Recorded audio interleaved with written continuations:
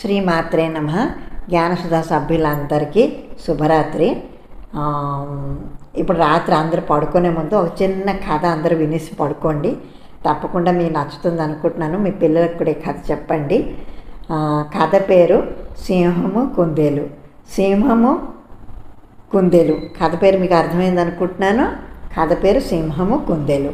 ఒక సింహం నిద్రపోతున్న కుందేలుని చూసి దానిని చంపి తిందామని దగ్గరికి వెళ్ళింది. అంతలో అటుగా ఒక లేడి కనిపించగా దాని వెంట పడింది. దాని వెంట ఎంత పరిగెట్టినా అది దొరకలేదు.